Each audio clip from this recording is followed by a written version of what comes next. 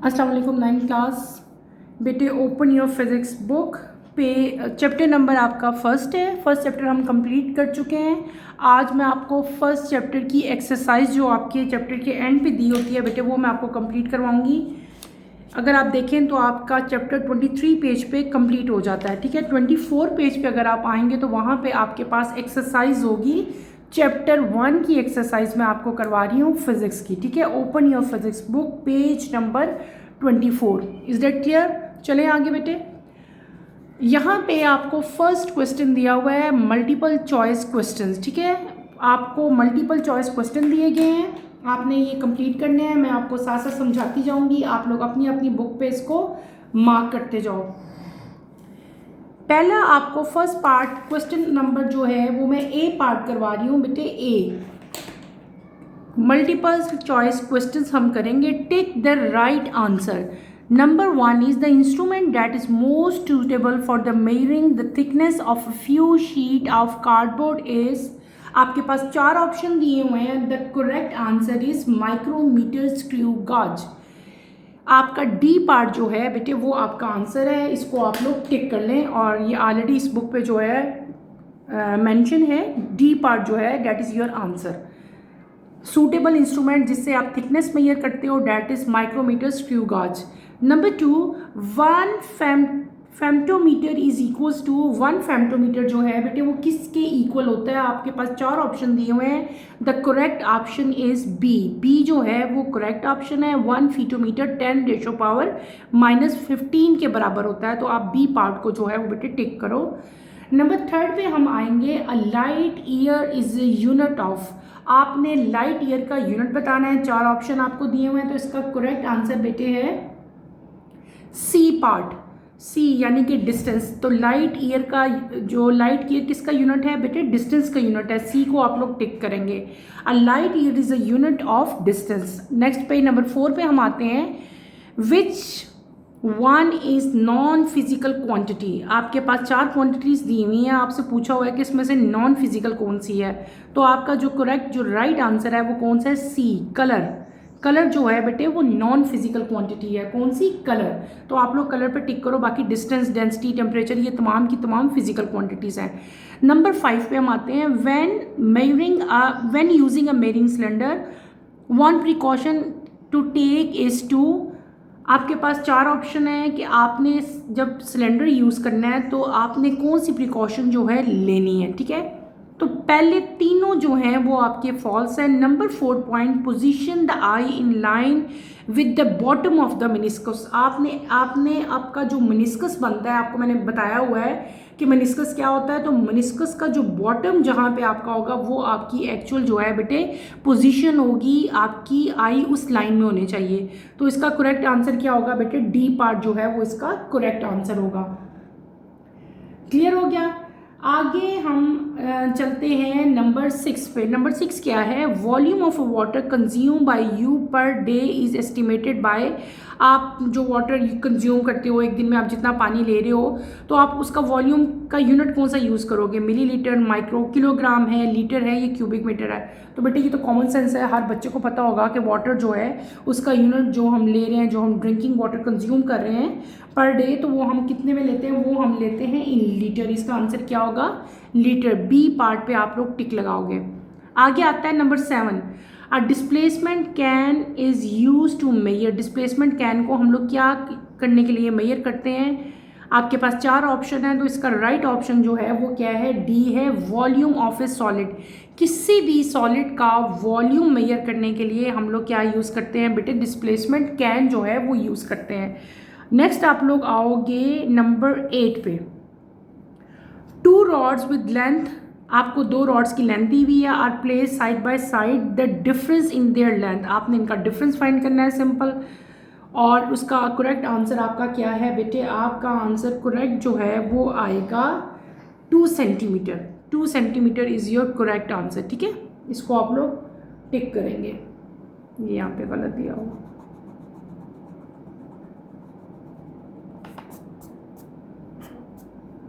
Correct answer आपका क्या होगा बेटे? B part. 2 सेंटीमीटर जो है वो आपका करेक्ट आंसर होगा। आप इसको जब माइनस करोगे तो पॉइंट समथिंग का डिफरेंस आएगा, तो आप उसको राउंड ऑफ कर लेना। वो किसी के साथ भी नहीं, आपकी ये वाली इक्वेशन जो है इसके साथ ये मैच करेगी। 2 सेंटीमीटर इसका आंसर है, ठीक है। बी पार्ट पे आप लोग टिक लगाएं। क्लियर हो गया? बी पार्ट 1.8 मैं करवा रही हूँ, डिफरेंस वाला 2 रॉड का डिफरेंस किधर है, तो इसका बी ऑप्शन जो है वो करेक्ट आंसर है। नंबर 9 पे हम आते हैं। 4 student measure the diameter of a cylinder with vernier calliper, which of the following reading is correct. तो वर्नियर कैलिपर से आप रीडिंग अगर मेजर करेंगे, डायमीटर सिलेंडर का मेजर करेंगे, तो बेटे क्या आ सकता है आपका? 3.4 है, 3.475 है, 3.47 है, 3.5 है। तो आप देखो कि कौन सी आपकी राउंड ऑफ करके देख लो, ठीक है। तो 3.47 जो है वो आपका करेक्ट आंसर है, पार्ट सी, ठीक है। पार्ट सी जो है वो आपका करेक्ट आंसर होगा, पार्ट सी को आप टिक करो। नेक्स्ट हम आते हैं नंबर 10 पे, ठीक है। Which of the following measures are likely to represent the thickness of sheet of this book. Thickness measure करने के लिए हम कौन सा यूनिट यूज़ करेंगे, और अप्रॉक्सीमेटली आपने सिर्फ एज्यूम ही करना है कि आपकी जो थिकनेस ऑफ ए शीट है इस बुक की, उसकी थिकनेस क्या हो सकती है। तो बेटे आपका बी पार्ट जो है 1 × 10⁻⁻⁴, जो बी पार्ट है वो आपका करेक्ट आंसर होगा। इसको आप लोग टिक करें बी को। नेक्स्ट आपका आता है 1.11। In a vernier caliper, 10 smallest division of a vernier scales are equal to 9 smallest division of the main scale. If the smallest division of main scale is ½ millimeter, the vernier scale is equals to, आपने vernier scale की जो है वो reading बतानी है कि अगर आपके पास बेटे 10 स्मॉलेस्ट डिवीजन है वर्नियर स्केल्स की और 9 स्मॉलेस्ट डिवीजन है मेन स्केल की। तो smallest division of main scale जो है वो ½ मिलीलीटर होगी, तो वर्नियर स्केल जो है वो किसके इक्वल होगा? 1.11 मैं करवा रही हूँ, तो बेटे इसका आंसर होगा 0.05 mm। सी पार्ट, आपने सी पार्ट पे टिक लगाना है बेटे, सी पार्ट 0.05 mm। ये सारे मैंने आपको MCQs के जो हैं वो आंसर्स आपको बताती हैं, आपने इन सब पे टिक मार्क करो, इनको करो। अगर इसमें कोई कन्फ्यूजन होती है, कोई MCQ आपको समझ नहीं आ रहा, तो आप मेरे से क्वेश्चन कर सकते हैं। नेक्स्ट हम आते हैं पार्ट बी की तरफ। पार्ट बी आपका है शॉर्ट आंसर क्वेश्चंस, ठीक है। शॉर्ट आंसर क्वेश्चंस हैं, ये हम लोग करेंगे। आपने इनके सिर्फ शॉर्ट आंसर्स देने हैं, लॉन्ग क्वेश्चन नहीं है ये आपके।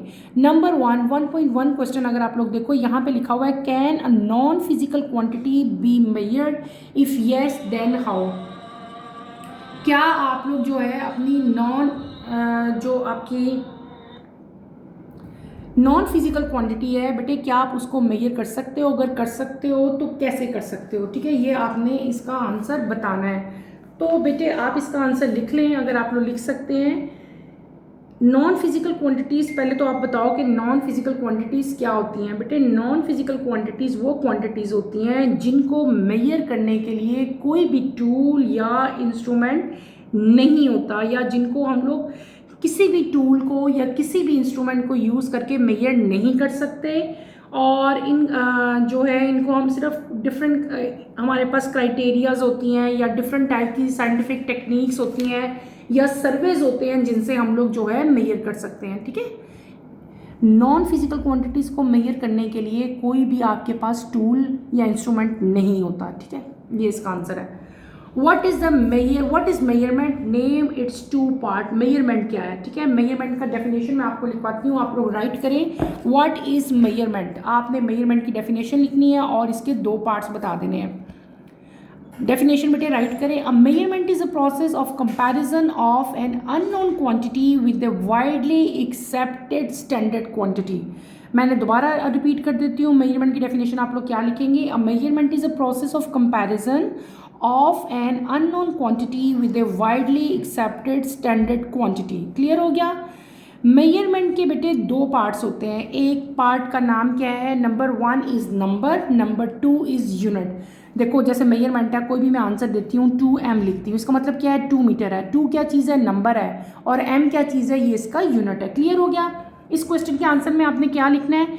मेजरमेंट की डेफिनेशन लिखनी है और उसके 2 पार्ट लिखने हैं। 2 पार्ट कौन से हैं? मैंने आपको फॉर एग्जाम्पल लिखोगे 2m, पहला पार्ट क्या है, पहले पार्ट को हम लोग नंबर कहते हैं और दूसरे पार्ट को हम लोग क्या कहते हैं, यूनिट कहते हैं। क्लियर हो गया। अब हम चलते हैं अपने थर्ड क्वेश्चन की तरफ।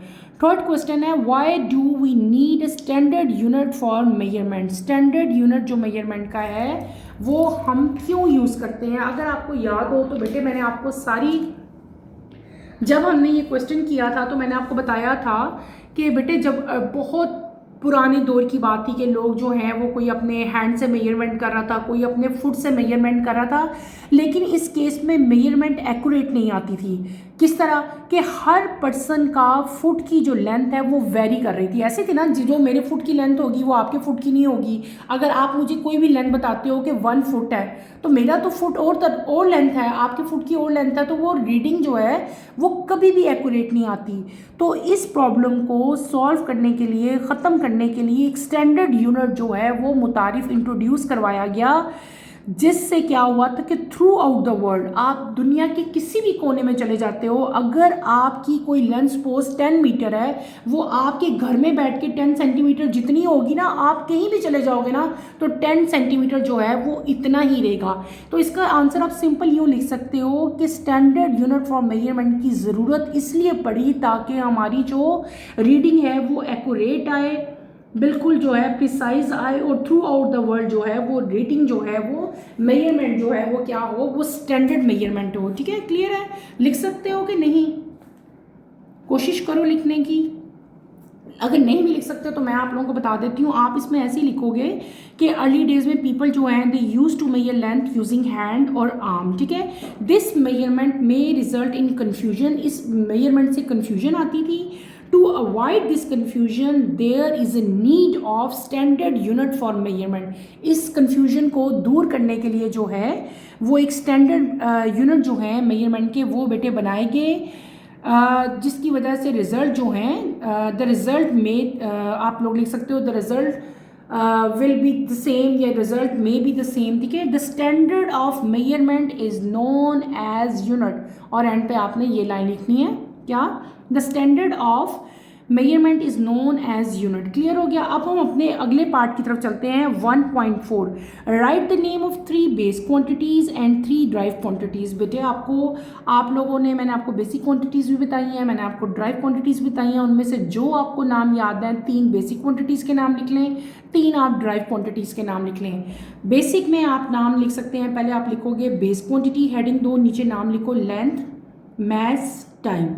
फिर हम आते हैं, क्या पूछा, ड्राइव क्वांटिटीज़। ड्राइव क्वांटिटीज़ की हेडिंग 2 और 3 लिखो, speed, force and area. Clear हो गया। अब हम आते हैं अपने नंबर 6 पार्ट की तरफ। Right the name and symbol of all base unit. बेटे आपने तमाम के तमाम जो आपकी फ़िज़िकल क्वांटिटीज़ हैं उनके नाम लिखने हैं, उनके यूनिट्स लिखने हैं और इनके आपने सिंबल लिखने हैं। अगर आपको याद हो तो यहाँ पे आपकी बुक में बेटे ये टेबल दिया गया है, यहाँ पे अगर आप आओ, यह देखो, ये देखो, इसका आंसर बुक के पेज नंबर 8 पे आपका आंसर है। ठीक है, यहाँ पे ये फिज़िकल क्वांटिटीज़ हैं, ये इनके यूनिट्स हैं, ये इनके सिंबल हैं। तो ये आपने जो आपका क्वेश्चन है 1.6 right the name and symbols, तो आपने उसमें ये वाला आंसर लिखना है। आप अभी फ़िलहाल जो है उसके आगे लिख लो पेज नंबर 8, बाद में आप लोग अपनी अपनी नोटबुक्स पे उतार लेना। आपने ये पूरा टेबल जो है वहाँ पे मेंशन करना है। क्लियर हो गया। अब हम आते हैं अपने नेक्स्ट क्वेश्चन की तरफ। नेक्स्ट क्वेश्चन हमारा कौन सा है, 1.7। 1.7 की तरफ बेटे अब आप आएँ। Why prefix is use, name 3 sub multiples and 3 multiple prefixes with their symbols. Question है कि प्रीफिक्सेस जो हैं या प्रीफिक्स जो हैं वो क्यों यूज़ किए जाते हैं। तो उसका आंसर आप लोग क्या लिखोगे, आपकी बुक में ये भी आंसर दिया हुआ है, मैंने आपको पढ़ाया भी था। एनीहाउ मैं आपको दोबारा बता देती हूँ, आप लोग राइट कर लें। Prefixes are use to express very large और वेरी स्मॉल वैल्यूज़। ठीक है, सिंपल, बस इतना ही लिख लो। चलो ठीक है, आप लोगों के लिए इजी है। आप लोग क्या लिखोगे, ये जो क्वेश्चन है वाई प्रीफिक्स इज यूज, के प्रीफिक्स को क्यों यूज़ किया जाता है, आप उसका आंसर लिखोगे prefixes are use to express very large और वेरी स्मॉल वैल्यूज़। क्लियर हो गया। नेक्स्ट पार्ट है आपका, उसी का आगे लिखा हुआ है name 3 sub multiples and 3 multiples. तो आप लोग हेडिंग दें 3 सब मल्टीपल्स, उसमें आप लोग क्या लिख लो बेटे, उसमें आप लोग लिखो मिली, माइक्रो एंड नैनो। ठीक है, क्लियर हो गया? लिख लोगे क्या लिखना है आपने? सब मल्टीपल की बात मैं कर रही हूँ, आप लोग लिखोगे उसमें मिली, माइक्रो एंड नैनो। नेक्स्ट उसी में है, उन्होंने पूछा है कि 3 मल्टीपल्स भी लिखे हैं, तो 3 मल्टीपल्स हेडिंग दें और उसमें आप लोग क्या लिखेंगे? Kilo, mega and giga. Clear हो गया? ये आपने स्पेलिंग्स की फॉर्म में भी लिख लेना और इनके सिंबल भी लिख लेने हैं। आपकी बुक में इनके सिंबल जो हैं वो दिए हुए हैं, अगर आपको याद हो बेटे। यहाँ पे ये मैं आपको दिखाती हूँ, यहाँ पे हमने जब पढ़ा था तो पूरा ये एक टेबल बना हुआ था आपकी बुक में।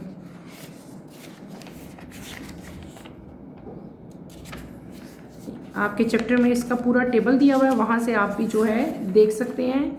मैंने आपको आंसर भी दे दिए हैं, लेकिन अगर फिर भी आप लोगों को प्रॉब्लम हो तो आप उस टेबल पे जाओ और वहाँ से जो है वो सारा का सारा आप जो है वो उतार सकते हो। क्लियर है?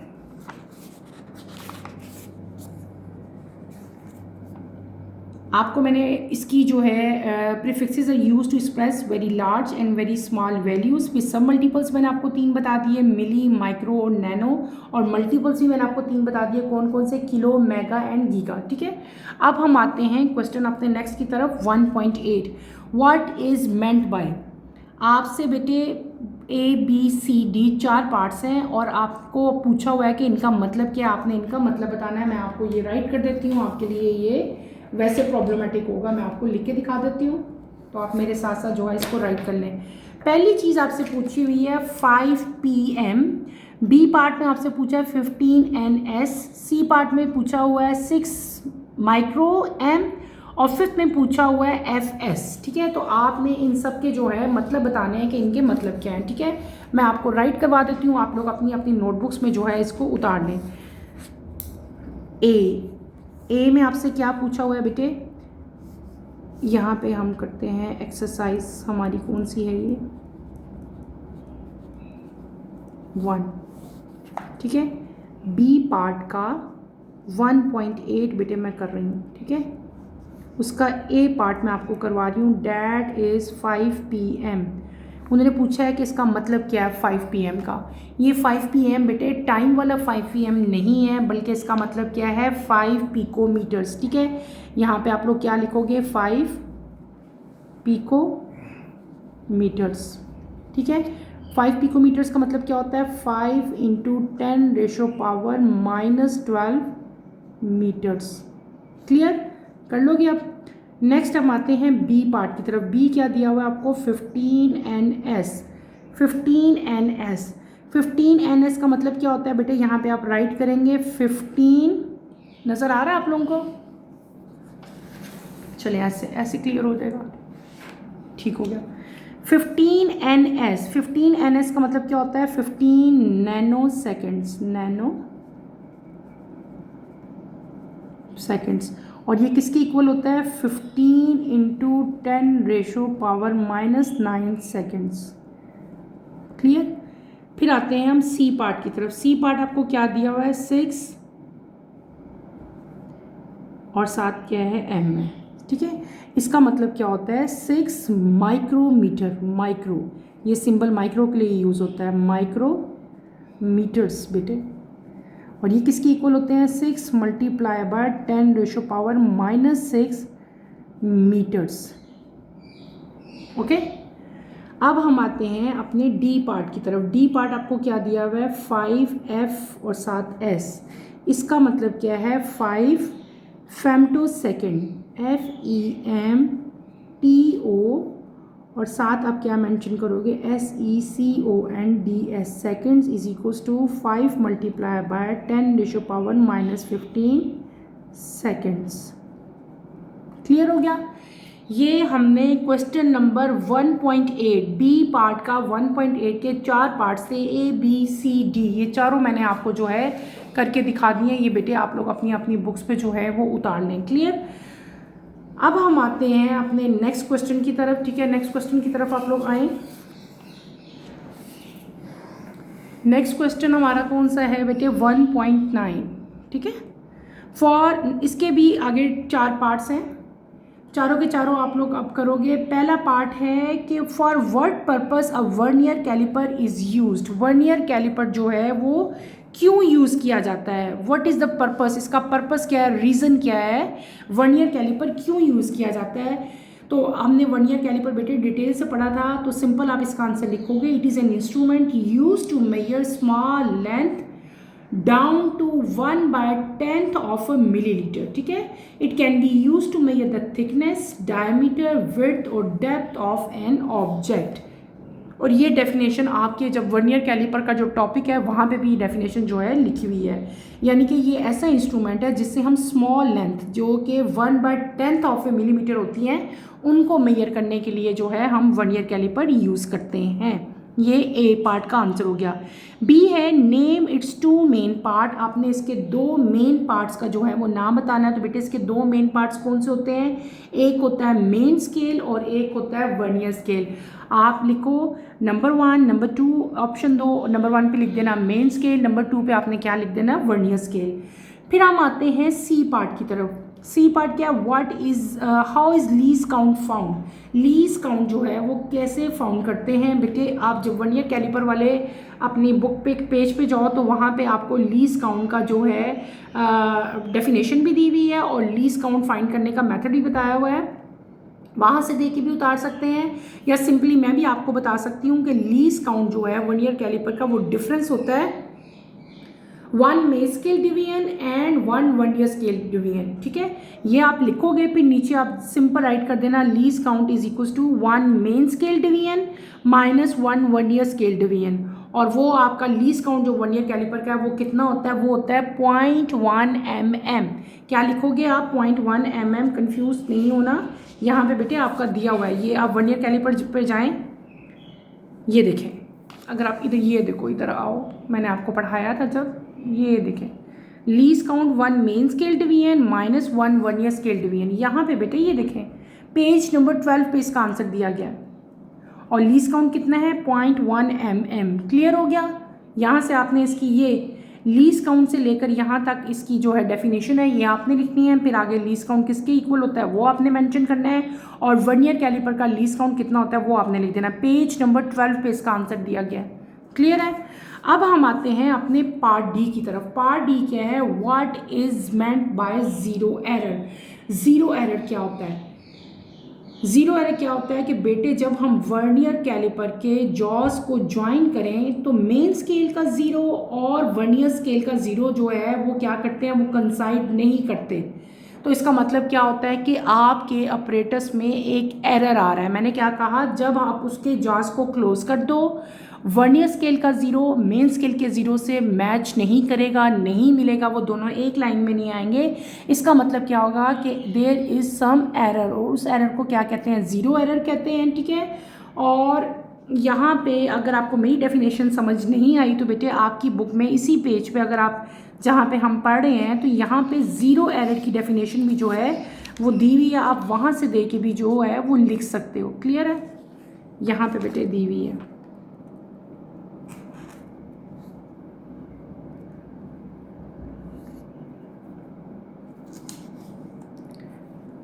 यहाँ पे आपकी कहीं डेफिनेशन होगी ज़ीरो एरर की भी, और अगर नहीं भी है तो भी मैंने आपको बता दिया, आप खुद से भी लिख सकते हो, ये लिखी हुई है। पेज नंबर 13 पे इसका आंसर है बेटे, पेज नंबर 13 पे। If on joining the jaws A and B the zero of the main scale and vernier scale do not exactly coincide with each other then there is an error in the instrument called zero error. मैं आपको books पे ये नहीं कर रही कि आप लोग खुद फाइंड आउट कर लो, वो भी मैं आप लोगों को जो है बता रही हूँ कि बुक पे इसका आंसर क्या है। पेज नंबर 13 की लास्ट लाइन पार्ट 3 जो है उसका ए पार्ट इसका आंसर है, यहाँ से लेकर ज़ीरो एरर तक। क्लियर हो गया। अच्छा जी, 1.9 हमारा कंप्लीट हो गया, हमने इसकी डी पार्ट कर लिए हैं। अब नेक्स्ट पे आओ, क्वेश्चन आपका है 1.10 state least count and vernier scale reading as shown in the figure and hence find the length.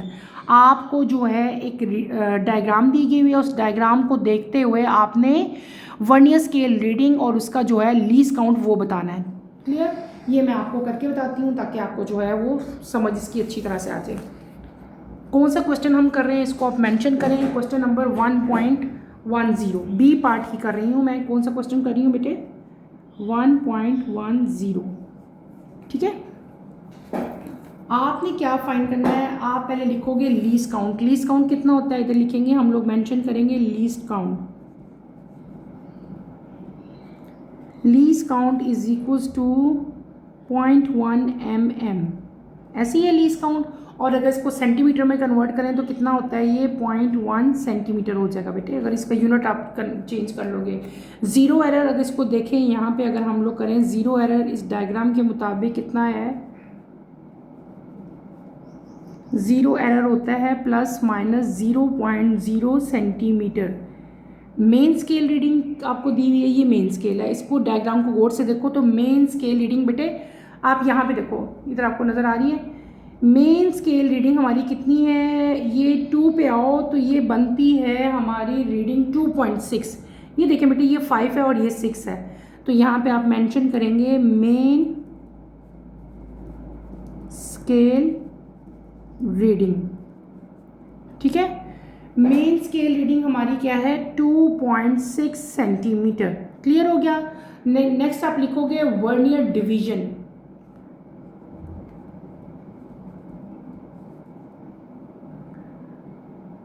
Vernier NIER होता है, NIER vernier division coinciding COINCIDIN coinciding with main scale. Vernier scale की कौन सी reading जो है वो main scale की reading के साथ बेटे मैच कर रही है, दोनों लाइन जो हैं सेम आ रही हैं, अब हम वो फाइंड करेंगे। ठीक है, आप दोबारा डायग्राम को देखो और अगर हम इधर गौर करेंगे तो बेटे ये देखो नीचे, देखो नीचे 5 जो है ये 5 ऊपर के साथ मैच कर रहा है। ठीक है, तो ये हम क्या लिखेंगे 5th डिवीजन। नज़र आया आपको इस डायग्राम में बेटे, ये 5 जहाँ पे लिखा है, जहाँ पे 5 मेंशन है, ये आप लिखोगे। तो वर्नियर स्केल रीडिंग क्या हो जाएगी, पहले तो हमने मेन स्केल रीडिंग लिखी, अब हम क्या लिखेंगे vernier scale reading. Vernier scale reading हमारी क्या हो जाएगी 5 × 0.01 सेंटीमीटर, यानी कि इसको हमने लीस्ट काउंट से मल्टीप्लाई कर देना है, तो हमारी रीडिंग क्या आ जाएगी 0.1 सेंटीमीटर। ये क्या हो जाएगी वर्नियर स्केल की रीडिंग हो जाएगी। अब आपने करना है डायमीटर फाइंड।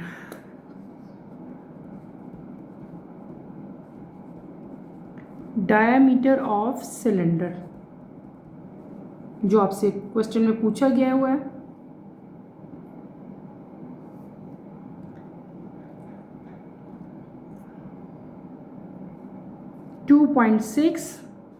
कोई भी जो 2.6 प्लस 0.05, इन दोनों को प्लस करेंगे तो हमारी वैल्यू क्या आएगी बेटे, आपकी वैल्यू आ जाएगी 2.65, ये आपको नजर नहीं, 2.65 सेंटीमीटर आ जाएगी। और अब हम करेंगे करेक्ट डायमीटर।